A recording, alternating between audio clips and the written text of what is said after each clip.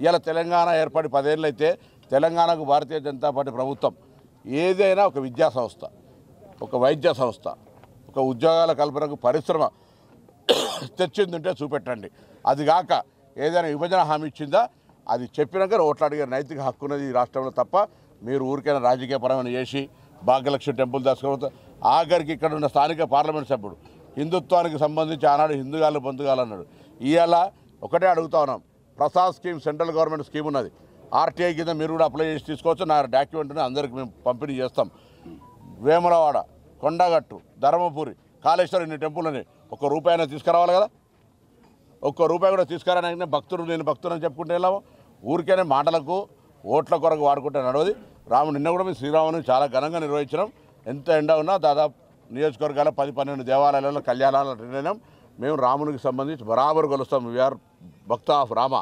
But రాముని జన్మ గురించి ప్రస్తావించిన ఆయన మన పార్లమెంట్ సభ్యుడు జన్మ గురించి మేము ఎవరో కాంగ్రెస్ వాళ్ళు మాట్లాడాలి చెప్పినాం. ఆ రోజు కూడా ఎవరైనా మాట్లాడుంటే దేని శిక్షకైనా సిద్ధం. ఊరికైనా రాజకీయం చేయడానికి జన్మ గురించి మీరే మాట్లాడతారు, ఆయనకు సంబంధించి ఓట్ల గురించి మీరే మాట్లాడతారు. రాముడు అందరి వారు. రాముడికి సంబంధించిన విషయం లోపల మీకు 10 ఏళ్ళల్లో నిజంగా ఏమైనా పని చేసి ఉంటే నరేంద్ర మోడీ ఫోటో మీద ఓటాడుకోండి. కానీ రాముడి పేరు మీద రాముని రాజకీయాలు తీసుకొచ్చే ప్రయత్నం చేయొద్దని శ్రీరామ జన్మ కళ్యాణం తర్వాత వెంటనే శ్రీరామనవమి తర్వాత తెల్లారి కూడా ఈ మాట మేము చెప్తా ఉన్నాం. శ్రీరాముని అందరం పూజిస్తాం. భారతీయ జనతా పార్టీ ఒక బ్రాండ్ కాదు.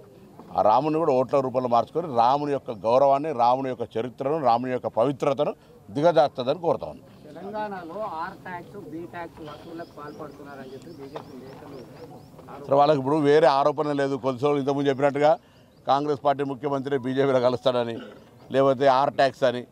అసలు నేను అడుగుతున్నా, మేము సరే ఏ ట్యాక్స్ ఏదో జరుగుతున్నా పని జరుగుతున్నా మేము ఇలా ఉచితంగా మహిళలకు బస్ కిరాయి ఇచ్చినాం, ₹500 సిలిండర్ ఇస్తున్నాం, 200 యూనిట్ల ఉచిత విద్యుత్ ఇచ్చినాం, ప్రతి నియోజకవర్గం 3500 ఇండ్ల ఎంపిక ప్రక్రియ కొనసాగుతోంది. రేపు రేషన్ కార్డులు ఇవ్వబోతూ ఉన్నాం ఆరోగ్యశ్రీతో పాటుగా. దాని తర్వాత బరాబర్ మా ముఖ్యమంత్రి గారు చెప్పారు ఆగస్టు 15 లోపల రైతు రుణమాఫీ చేయడంతో పాటుగా మహాలక్ష్మి 2500 కార్యక్రమం కావచ్చు, పెన్షన్ కావచ్చు, బోనస్ ఇస్తాం. బరాబర్ మేము చేసి చూపెడతాం. 2004 నుంచి 14 దాకా మేము ఇచ్చిన హామీ ఒక్కటన్నా జరగదుంటే మేము చర్చకు సిద్ధం. మీ ప్రభుత్వాలు కేంద్రం కావచ్చు, రాష్ట్రం కావచ్చు 2014 నుంచి 24 దాకా హామీ ఇచ్చి అమలు చేయనటువంటి 2 కోట్ల ఉద్యోగాలు బీజేపీ కావచ్చు, విభజన హామీలు కావచ్చు, 15,000 కావచ్చు. ఈరోజు ఇట్లా రాముడు ఫోటో పెట్టి పెద్దగా ఫోటో పెట్టి వాళ్ళ ఫోటో పెట్టి ఓట్లాడుకున్నాడు కాదు. నిజంగా మీకు చిత్తశుద్ధి ఉంటే మీరు మీ నరేంద్ర మోడీ ఫోటో పెట్టండి. ఏది రాముడు బాణం వేస్తే పక్కన నేను ఫోటో ఓటు అడుగుతాను. మానం ఉండాలి కదా. ఇది అడుగుతానేమో ప్రశ్న. ఎందుకు రాముని పేరు మీద? రాముడు మన ముఖమా? ఈరోజు పెద్ద దీనికి ఇంటిని వస్తారు దీన్ని పట్టుకొని. ఇదేం పద్ధతి? రాముడు బాణం వేస్తాడు, వీళ్ళకు ఓట్లు వాడాలి. అరే ప్రధానమంత్రి 10 ఏళ్ళు చేసిన మగవాడు గొప్పోడైతే ప్రధానమంత్రి పేరు మీద అడగండి. ఈ తెలంగాణకి ఇది చేసినాం, తెలంగాణకి విద్యా సంస్థ తెచ్చినాం, తెలంగాణకి విభజన హామీ తెచ్చినాం చెప్పి అడిగే ధైర్యం ఏం లేకుండా రాజకీయపరమైన ఆరోపణలు చేస్తే కాదు. మేము బరాబర్గా నేను చెప్తే కదా, ఇక్కడనే పక్కనే కూతవేటలో ఇల్లుంటే కూడా ఈ ఎస్ఆర్ఆర్ కాలేజీకి కనీసం వాకట్రాక్ అందుకే చెప్తారు కదా, చిన్న దాంట్లో రాయి పడితే చాట్ల రాయి పడితే తీయనడు పోయి ఏట్లా తీస్తాడట. ఇదంతా ఊరికే 10 సంవత్సరాల్లో 5 సంవత్సరాలు పార్లమెంట్ సభ్యుడు, ఈయన 5 సంవత్సరాలు పార్లమెంట్ సభ్యుడు, ఇద్దరు సిట్టింగ్ వాళ్ళు పోటీ పడుతున్నారు కదా. ఈ నియోజకవర్గం ఏం చేసి నేను కూడా 5 ఏళ్ళు ఎంపీ చేసిన. నేను ఇలా తిరుపతి రైలు తెచ్చినాం, ఇలా కేంద్రీయ విద్యాలయాలు తెచ్చినాం, ఇలా మాతా శిశు ఆరోగ్యం తెచ్చుకొచ్చినాం, ఇలా మోడల్ స్కూల్ తెచ్చుకొచ్చినాం, ఇలా నర్సింగ్ కాలేజ్ తీసుకొచ్చినాం, పాస్పోర్ట్ మీ అందరికీ హైదరాబాద్ పోయే అవసరం లేకుండా తీసుకొచ్చినాం. నేను ఇట్లా పని చెప్పుకునే ధైర్యం నాకు మీ ముందు ఉంది.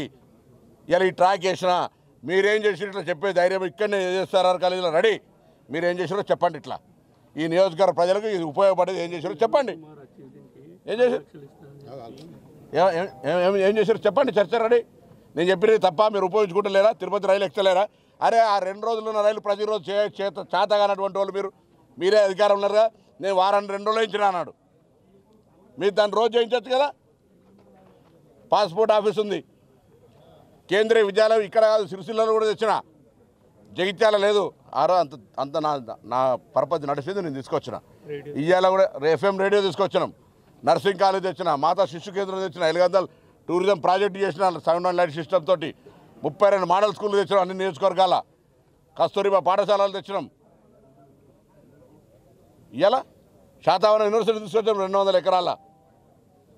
మేము అడుగుతున్నాం, మాకు ఇన్ని చెప్పుకునేటువంటి హక్కు ఉంది. మీరు 5 ఏళ్ళ ఎంపీగా ఏం చేసారో ధైర్యం చెప్పండి.